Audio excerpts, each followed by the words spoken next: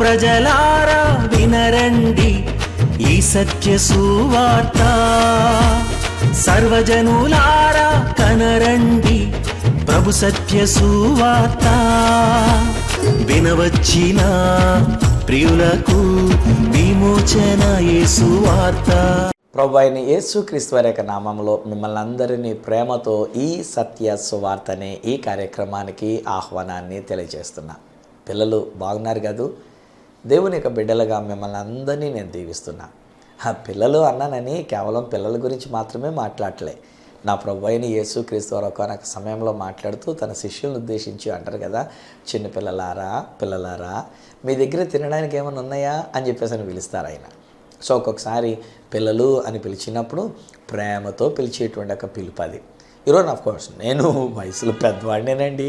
58 సంవత్సరాలు నాకు ఇప్పుడు నిండిపోతాకే దగ్గరలో ఉన్నాను. నేను 58 సంవత్సరాలు నిండి 59లోనికి వెళ్ళడానికి దగ్గరలో ఉన్నా. సో న్యాచురల్లీ నేను మిమ్మల్ని పిల్లలని పిలవచ్చు. ఒకవేళ ఎవరైనా నా తోటి వయసు కలిగినటువంటి వాళ్ళు, ఒకవేళ ఎవరైనా నాకంటే వయసులో పెద్దవాళ్ళు ఉన్నా ఒక దైవజనుడిని కనుక నేను పిల్లలు అని పిలవడం తప్పేమీ లేదు. ఒకవేళ మీరు నాకంటే పెద్దవాళ్ళు అయినా దేవునిని బట్టి దేవుని యొక్క సేవకుడిని కనుక నేను మిమ్మల్ని పిల్లలు అని సంబోధించడంలో పొరపాటు ఏం లేదు అంటాను. ఈరోజు మీరందరూ బాగున్నారని నేను పలుకుతూ ఉన్నా. ఉదయాన్నే మీ మీద దేవుని యొక్క దీవెన ఆశీర్వాదాలు నేను పలుకుతున్నా. దేవుడు మంచి దేవుడు. మన కొరకు ఎప్పుడు కూడా మేలులని చేయడానికి ఆయన సంసిద్ధంగా ఉండినటువంటి ఒక దేవాతి దేవుడు. ఈరోజు మిమ్మల్ని మీ కుటుంబాన్ని కూడా ఒక అద్భుతమైన వాగ్దానంతో దేవుడు మిమ్మల్ని దీవించడానికి ఆయన ఇష్టపడుతూ ఉన్నారు. ఆ వాగ్దానం ఏమిటంటే యోహాను సువార్త 1వ అధ్యాయం 12వ వచనంలో ఉన్నటువంటి మాట.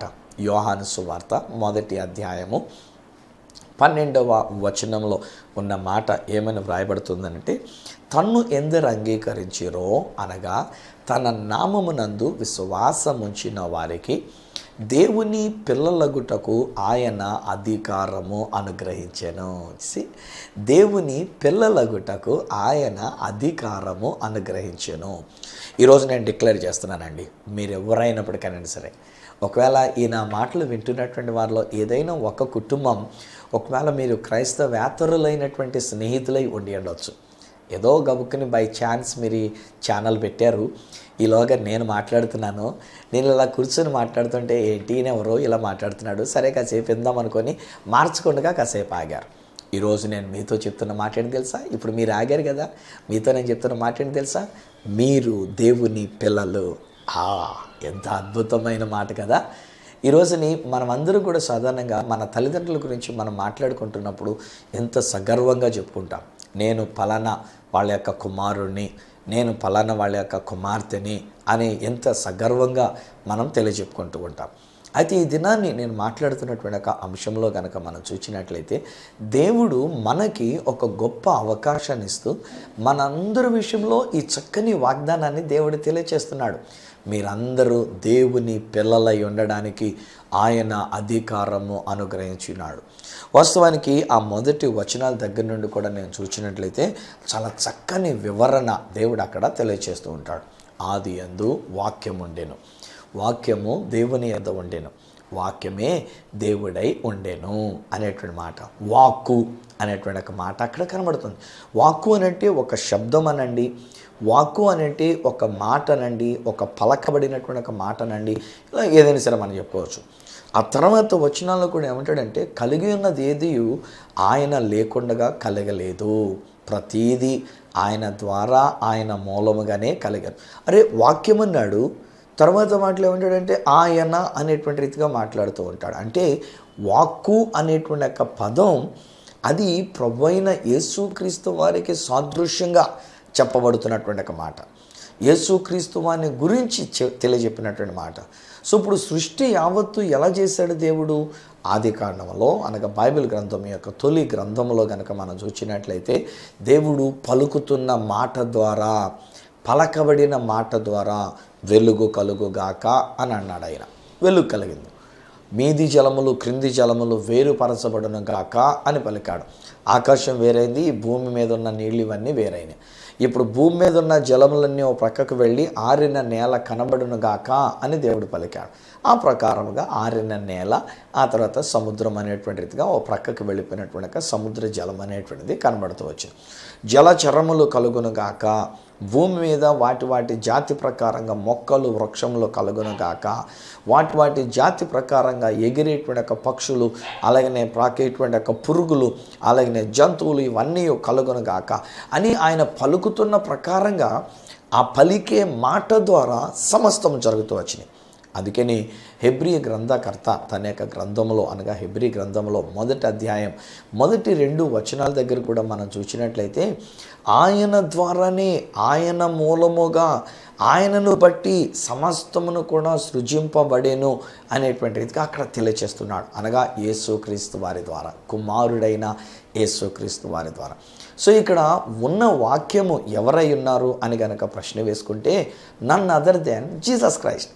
అందుకని ఒకానొక సమయంలో ఈవెన్ యేసుక్రీస్తు ప్రభువారు మాట్లాడుతూ ఏమనంటారంటే, ఈ పరిసయ్యులు సద్దూకయ్యులు ఇలాంటి వాళ్ళతో మాట్లాడారు, రే పిచ్చోళ్ళారా, ఏదో నేను ఇప్పుడు పుట్టానని, లేక ఇప్పుడు నేను ఏదో క్రిస్మస్ రోజున పుట్టానని, నేను ఈ లోకంలో ఒక మనిషిగా కనబడుతున్నానని, నన్ను ఏదో చిన్నోడని మీరు అనుకుంటున్నారు, ఏదో సామాన్యుడని మీరు అనుకుంటున్నారు.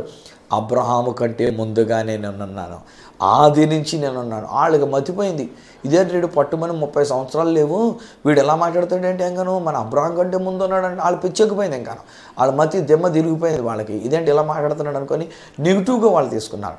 కానీ ఎలా ఉన్నాడు యేసుక్రీస్తు ప్రభువారు? పలకబడిన వాక్కుగా, ఆయనే ఆ వాక్యమైనటువంటి రీతిగా, ఆయన ఆది నుండి ఉండినటువంటి ఆయన. అందుకనే వాక్కుని ఆయన అనేటువంటి రీతిగా తెలియజెప్పండి. ఆ తర్వాత మళ్ళీ ఏమంటాడు? యోహాను సువార్తలో నుంచి 1వ అధ్యాయంలో కనుక మనం చూసినట్లయితే 4వ వచనం అంటాడు కదా, ఆయనలో అనగా ఆ వాక్యములో జీవముండెను, ఆ జీవము మనుషులకు వెలుగై ఉండెను.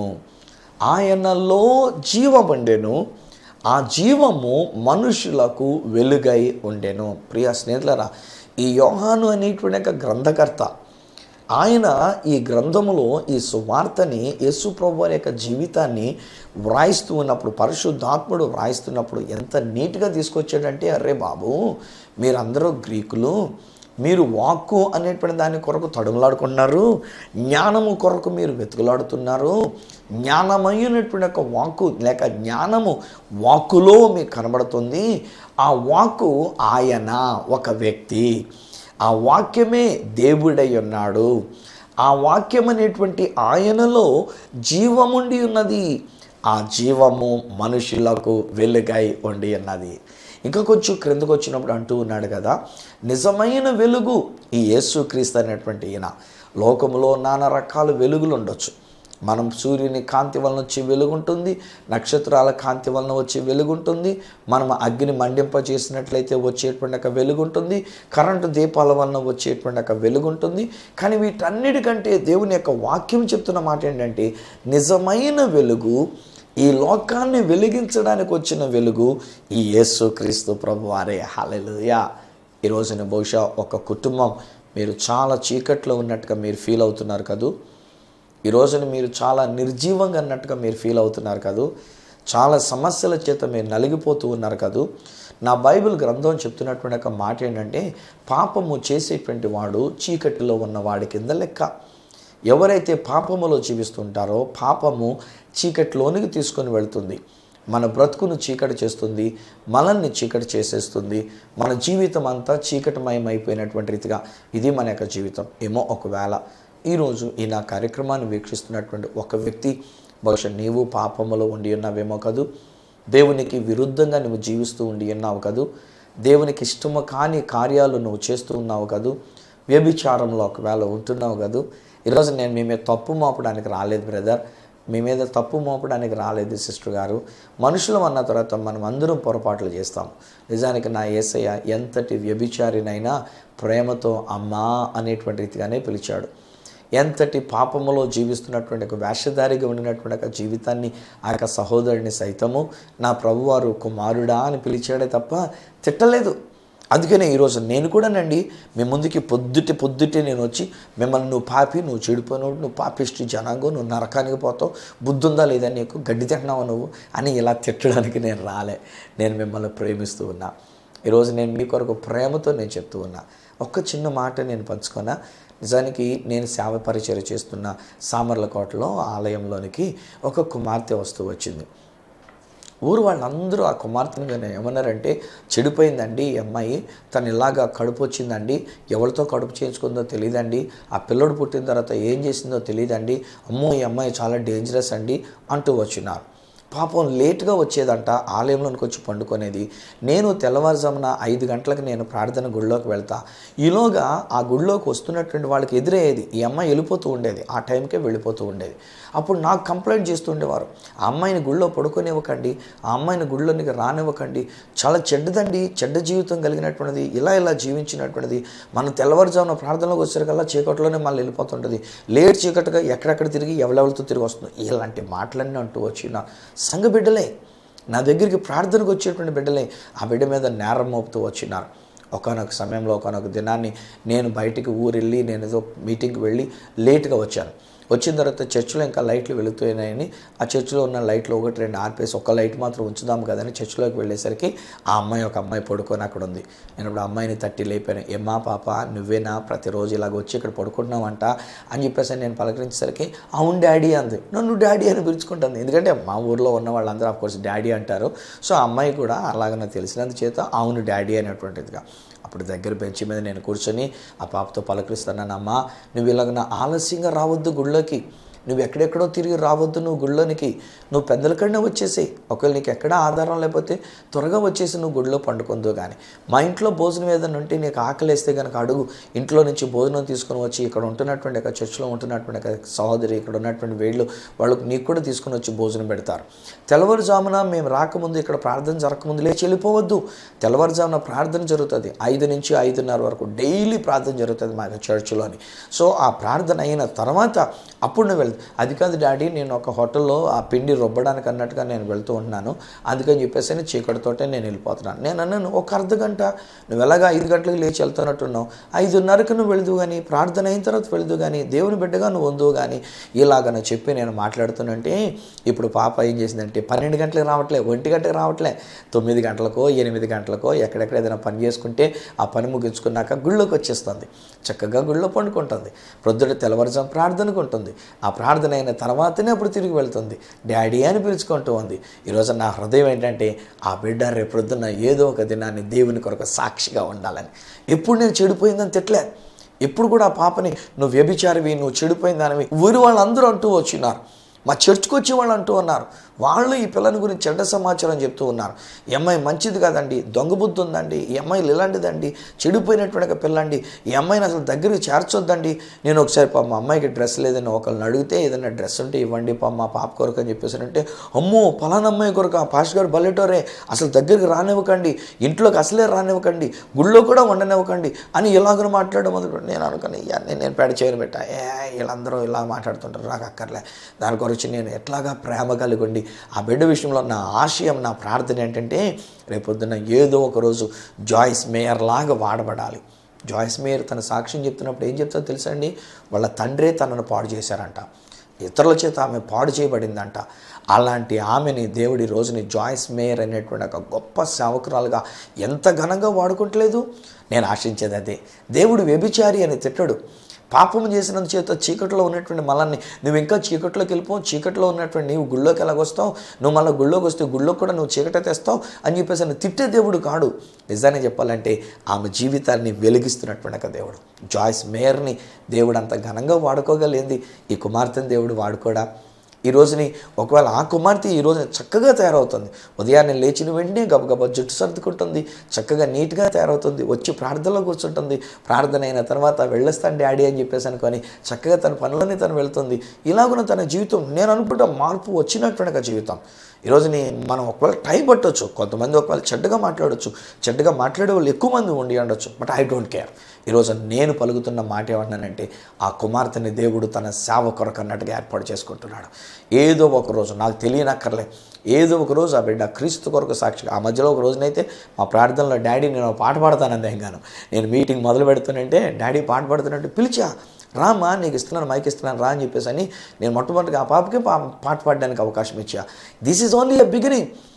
ఆమె ఒకవేళ లోకంలో చెడిపోయినటువంటిది అయ్యున్నా దేవుడు తనను మార్చుకుంటూ ఉన్నాడు, తన బిడ్డగా ఆయన మార్చుకుంటూ ఉన్నాడు. ఇది నాన్ని నా ప్రియ స్నేహితులారా, ఒకవేళ మీ జీవితంలో ఎలాంటి చీకటి ఉండి ఉన్నదో, మీ జీవితంలో ఎలాంటి నిర్జీవత అనేటువంటి రీతిగా మీరు ఉండి ఉన్నారో, చచ్చినటువంటి ఒక స్థితిలో మనం ఉండి ఉన్నాము. బైబిల్ చెప్తుంది, మనము మన యొక్క అపరాధముల చేత, మన పాపముల చేత మనము చచ్చిన వారమై ఉన్నప్పుడు సహితము అనేటువంటి మాట ఎఫెసీయులకు రాసిన పత్రిక 2వ అధ్యాయంలో 1వ వచనంలోను, ఆ తర్వాత 6-7 వచనాల్లో కూడా ఆ మాట చెప్తూ ఉంటాడు. మన పాపములను బట్టి, మన అపరాధములను బట్టి మనం నిర్జీవం అయిపోయి ఉండొచ్చు. మన పాపమును బట్టి మనము చీకట్లో ఉన్న వారమై ఉండి ఉండవచ్చు. కానీ వెలుగై ఉన్నటువంటి యొక్క దేవుడు, జీవమై ఉన్నటువంటి యొక్క దేవుడు, వాక్యమై ఉన్నటువంటి యొక్క దేవుడు, ఆయన మనలోనికి వచ్చినప్పుడు స్నేహితులారా, ఆయనే మనకు జీవాన్ని ఇస్తున్నాడు, ఆయనే మన జీవితాన్ని వెలిగిస్తున్నాడు. హల్లెలూయా. నా మటుకు నాకైతే ఎంత హుషారుగా ఉందో చెప్పలేమండి ఎంగాను. ఎందుకనంటే నేను ఈ రోజుని ఈ సత్య సువార్త అనేటువంటి యొక్క వాక్యాన్ని నేను పలుకుతుంటానుగా, ఈ వాక్యం మీ ఇంటిలోనికి వచ్చినది, ఈ వాక్యం మీ హృదయంలోనికి వచ్చినది. వాక్యమైన దేవుడు మీ కుటుంబంలోనికి వచ్చినాడు, వాక్యమైనటువంటి దేవుడు మీలోనికి వచ్చినాడు. ఎప్పుడైతే ఈ వాక్యాన్ని మనం తీసుకుంటామో, ఈ సత్య సువార్తను మనం తీసుకుంటూ ఉన్నామో, ఆ వాక్యము మనలో జీవాన్ని కలిగిస్తున్నది. కన్య అయినటువంటి యొక్క మరియమ్మ, ఆమె కన్యకగా ఉండినది. ఏ పురుషుని ఎరగని కన్యక, కన్యత్వం కలిగినటువంటి యొక్క కన్యక అయినటువంటి యొక్క మరియమ్మ గారు. దేవదూత వచ్చి మాట్లాడుతుంటాడు, దయాప్రాప్తురాలు నీకు శుభం, నువ్వు గర్భవతివై నువ్వు కుమారుగా అంటామంటే మర్చిపోయింది దేవుడికి. ఇదేంటి, ఏ పురుషుని ఎరగనటువంటి నేను గర్భవతిని ఎలాగవుతాను, పురుషుని ప్రమేయం లేకుండా నేను గర్భం ఎలా దాలుస్తాను, ఇది ఎలా సాధ్యమైనటువంటిదిగా ఆమె కలవరపడుతూ వచ్చింది. అప్పుడు దేవదూత మాట్లాడుతూ, నేను దేవుని యొద్ద నుండి నీతో ఈ సువర్తమానం చెప్పడానికే నేను పంపబడి ఉన్నా. ఈ సువార్త, ఈ సత్య సువార్త నేను నీతో చెప్తూ ఉన్నా. దేవుడు నిన్ను దీవించి నీ గర్భంలో జీవాన్ని కలిగించడానికి ఆయన సంసిద్ధంగా ఉండి ఉన్నారు. అప్పుడు ఈమె మాట్లాడితే ఏమంటుందంటే, మరియమ్మ సరే నాకేం తెలియదు బాబు, ప్రభు దాసురాలను నీ మాట చొప్పున నాకు జరుగునుగాక. అంటే ఆ దూత తీసుకుని వచ్చిన ఆ మాట ఆమె తీసుకుని ఉన్నది, అంతే. ఆమె కన్యకగానే ఉండి ఆమె గర్భము దాల్చినది. దేని గర్భం దాల్చింది? మాటను గర్భము దాల్చింది. మాటలో ఉన్న జీవం ఆమె కడుపులో జీవముగా తయారైంది. ఆ వాకే ఆమె శరీరధారిగా, కృపాసత్య సంపూర్ణుడిగా ఈ లోకంలోనికి తీసుకుని వచ్చిన యేసు ప్రభువారు. ఇదే యోహాను సువార్త 1వ అధ్యాయం 14వ వచనంలో ఆ మాటలు మనం చదువుకుంటాం. ఆ వాక్యం శరీరధారి అయి కృపాసత్య సంపూర్ణుడిగా మన మధ్య నివసించినటువంటి. ఏమండి, మరియమ్మ గారు ఆ మాట తీసుకున్నప్పుడు ఆమెలో ఆ జీవము ఏర్పడలేదా? పురుషుని ప్రమేయం లేకుండా నిజానికి జీవం రావాలనంటే పురుషునిలో నుండి వచ్చినటువంటి జీవ కణము ఈ గర్భసంచిలోనికి వెళ్ళినప్పుడు, స్త్రీ యొక్క గర్భసంచిలోనికి వెళ్ళినప్పుడు అక్కడ ఫలదీకరణము చెంది అక్కడ ఒక బిడ్డ, ఒక జీవము అనేటువంటిది ఏర్పడుతుంది. కానీ అటువంటి పురుషుని ప్రమేయం లేకుండా పురుషునిలో నుండి వచ్చినటువంటి ఒక బీజము ఇప్పుడు టెస్ట్ ట్యూబ్ బేబీ లాగా, అప్పటి రోజులు ఈ టెక్నాలజీ కూడా లేకుండా ఆమె తీసుకున్నదా ఏంటంటే ఆ మాటను తీసుకున్నది, ఆ వాక్కును తీసుకున్నది. ఆ వాక్యములో ఉన్నటువంటి ఒక జీవం ఆమె కడుపులోనికి వెళ్ళి ఉన్నది. ఆ జీవమే ఒక రూపము దాల్చినది. ఆ జీవమే ఒక మనుష్య కుమారుడిగా ఈ లోకంలోనికి వచ్చినది. ఈ రోజుని ఆ మనుష్య కుమారుని ద్వారానే, ఆ దేవుని కుమారుని ద్వారానే, ఆ వాక్యమైనటువంటి యొక్క యేసుని బట్టి, జీవమైనటువంటి యొక్క యేసును బట్టి, వెలుగై ఉన్నటువంటి యొక్క యేసును బట్టి ఈరోజు నీ వాక్యం ఏమంటుందంటే, తన్ను ఎందరు అంగీకరించారో వారందరూ దేవుని పిల్లలయ్యేటువంటి అవకాశం దేవుడు మనకి అనుగ్రహించినాడు. అందుకనే పేతురు రాసినటువంటి ఒక పత్రికలు అంటాడు కదా, మీరు క్షయమైనటువంటి బీజము వలన పుట్టినటువంటి వారు కారు, అక్షయ బీజం అనేటువంటి దేవుని వాక్యము వలన మీరు పుట్టినటువంటి వారు. మనము దేవుని బీజమును కలిగి ఉన్నాము గనక మనము దేవుని పిల్లలముగా మనం పిలబడుతున్నాం. ఎంత గొప్ప ప్రేమ అండి బాబు, ఎంగాను ఎంత గొప్ప భాగ్యం అండి బాబు. ఈరోజు నేను నా ప్రియ స్నేహితులారా, మీరు చీకటి కారు, మీరు నిర్జీవులు కారు, మీరు చెడిపోయిన వాళ్ళు కారు, మీరిక మీదట పాపులు కారు, మీరిక మీదట అలాంటి చెడ్డ వ్యసనాలకి బానిసలుగా ఉన్న దాసులు కారు. ఈరోజుని దేవుని వాక్యం మనతో చెప్తున్న మాట ఏంటంటే, మీరు దేవుని పిల్లలై ఉన్నారు. యోహాను రాసినటువంటి ఒక మొదటి పత్రిక 3వ అధ్యాయము 1వ వచనంలో మాట అంటాడు, మనము దేవుని పిల్లలమని పిలువబడినట్లు తండ్రి మనకెట్టి ప్రేమను అనుగ్రహించెనో చూడండి. మనము దేవుని పిల్లలమే. హై ఫ్రెండ్స్, ఈరోజు నా మాటలు వింటున్న నా ప్రియ స్నేహితులరా, ఒకవేళ క్రైస్తవ యాత్రలుగా ఉండి ఈ కార్యక్రమాన్ని వీక్షిస్తున్నటువంటి నా ప్రియ స్నేహితులరా, no matter who you are, ఒకవేళ నువ్వు ఎంత చెడ్డ జీవితాన్ని కలిగిన వ్యక్తివై ఉన్నా, ఎంత పాపివై ఉన్నా, ఈరోజు నీ సువార్త ఏంటంటే, నీ కొరకే నా యేసు తన రక్తాన్ని కార్చినాడు. నీ కొరకే దేవాతి దేవుడు తన కుమారుడిని ఈ లోకంలోనికి పంపి ఉన్నాడు. నీ కొరకే సృష్టికర్త అయినటువంటి ఒక మహోన్నతుడైనటువంటి ఒక దేవుడు వాక్కు అనేటువంటి ఒక పేరుతో వాక్యముగా, జీవముగా, వెలుగుగా ఈ లోకంలోనికి మన కొరకు వచ్చినాడు. ఈరోజు నీ జీవితాన్ని వెలిగించడానికి ఆయన ఇష్టపడుతున్నాడు. నిన్ను జీవింప చేయడానికి ఆయన ఇష్టపడుతున్నాడు.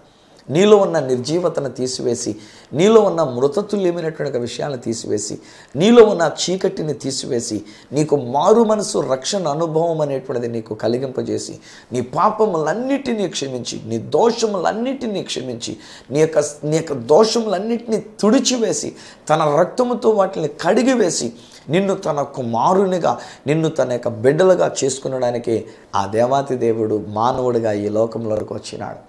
దేవుని కుమారుడు మానవ కుమారుడుగా ఈ లోకంలోకి వచ్చినాడు. మన కొరకు సిలువలో తన ప్రాణం పెట్టడానికి వచ్చినాడండి. సిలువలో తన రక్తం కార్చడానికి వచ్చినాడండి. ఇందులో సువార్త ఏంటి తెలుసా? 2000 సంవత్సరాల క్రితం ఆయన చేయవలసిన కార్యం చేసేసారు. ఆయన రావలసిన విధానంలో వచ్చేసారు. ఆయన మన కొరకు ఈ లోకంలోనికి వచ్చేసారు. మన కొరకు సిలువలో తన ప్రాణం పెట్టేశారు. తన రక్తాన్ని కార్చేశారు. నా దోషం, మీ దోషం, మనకు దోషములన్నిటి కూడా తుడిచేశారు. నాలో ఉన్న చీకటి, మీలో ఉన్న చీకటి తీసేశారు. ఈరోజున మనందరికీ తన యొక్క జీవాన్ని, తన యొక్క వెలుగుని ఈరోజు మనకిచ్చినారు.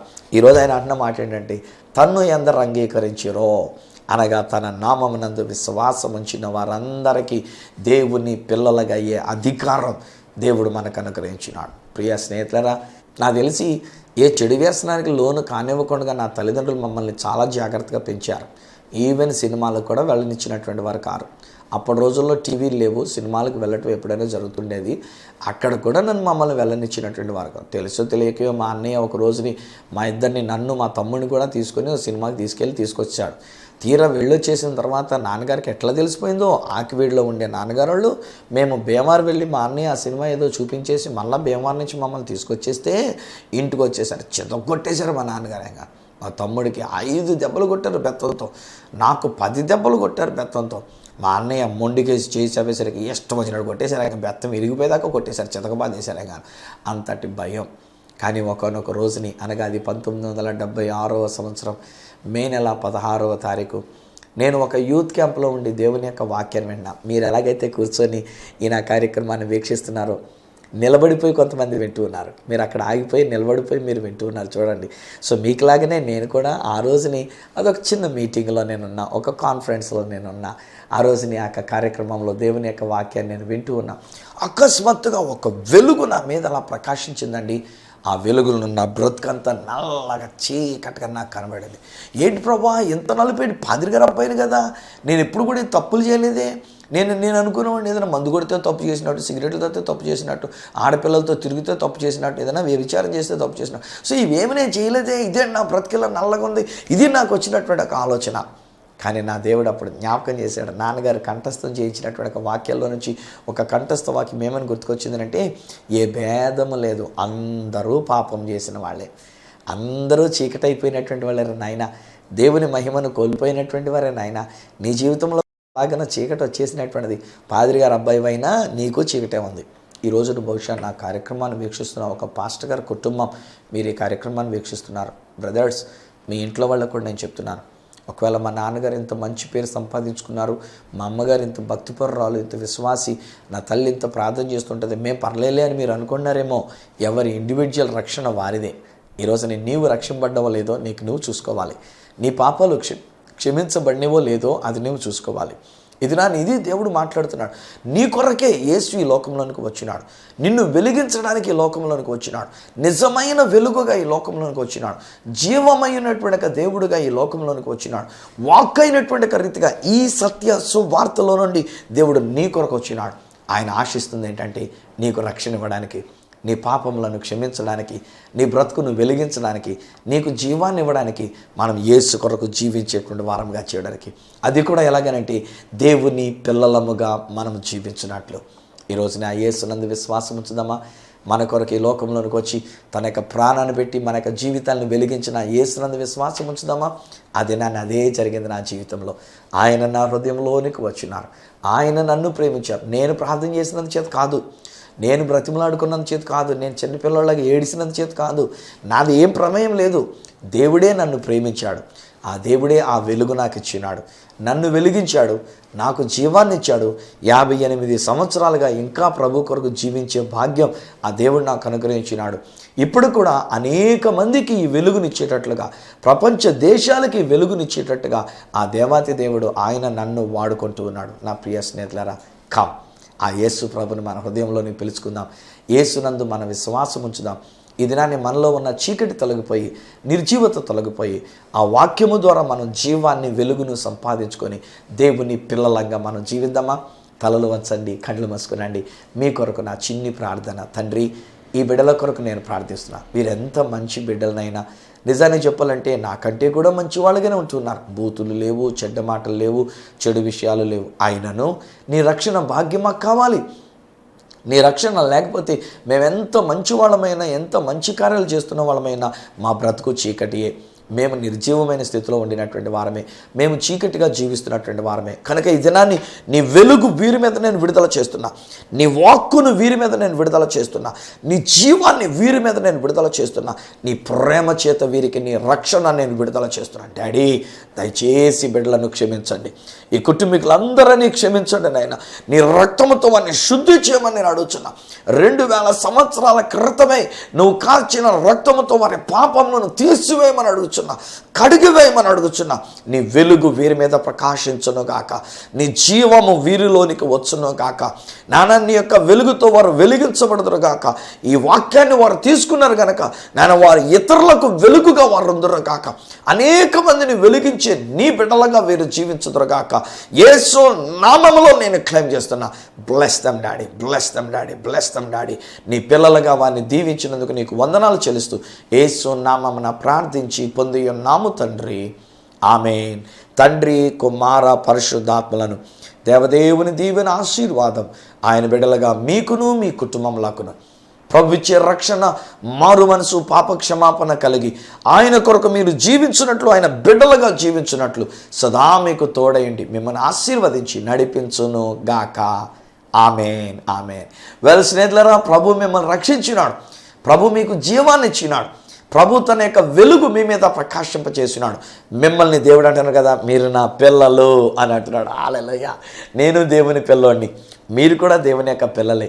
మనమందరం దేవుని యొక్క పిల్లలం. ఈరోజుని ఈ మాట మనం నమ్మినందువలన మీరు పొందుకున్న మేలులు, మీరు పొందుకున్న అనుభవాలు ఒకవేళ నాతో పంచుకోవాలని కోరుకుంటే చాలామంది ఉత్తరాలు రాస్తున్నారు, చాలా సంతోషం. ఈ ఉత్తరాలు ఇలాంటివి లేని దినాల్లో ఉత్తరాలు కూడా మీరు రాస్తున్నందుకు చాలా సంతోషం. అయితే మీ పేరు, మీ అడ్రస్ కూడా రాయండి. ఒకరిద్దరు ఉత్తరాల్లో వారి పేరు లేదు, మీ సహోదరి అని పెట్టేసి ఊరుకున్నారు.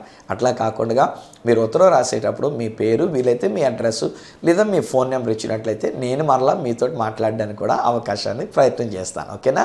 నా అడ్రస్ ఈ సత్య సువార్త, సామర్లకోట 533440, తూర్పుగోదావరి జిల్లా, ఆంధ్రప్రదేశ్. అడ్రస్ మరొకసారి ఈ సత్య సువార్త, సామర్లకోట్ 533440, ఈస్ట్ గోదావరి డిస్ట్రిక్ట్, ఆంధ్రప్రదేశ్. అప్పటికి ఒకవేళ నాతో మీరు పర్సనల్గా ఫోన్లో మాట్లాడాలని కోరుకున్నట్లయితే నా ఫోన్ నెంబర్స్ 9848110907, 9440040992, 8888552766. ఒకవేళ నాకు ఈమెయిల్ చేయాలనుకున్నట్లయితే నా ఈమెయిల్ ఐడి ఈ సత్య సువార్త @gmail.com. మళ్ళీ రేపటి దినాన్ని ఈ సత్య సువార్త కార్యక్రమంలో మిమ్మల్ని కలుసుకునేటంత వరకు మిమ్మల్ని అందరినీ తీసుకుని మనలను తన యొక్క బిడ్డలుగా తన యొక్క పిల్లలుగా అంగీకరించిన ఆ దేవాతి దేవుని చేతులకు మిమ్మల్ని అప్పగిస్తూ మీ దగ్గర సెలవు తీసుకుంటున్న మీ ప్రియ సహోదరుడు ఈ సత్య సువార్త రాజు.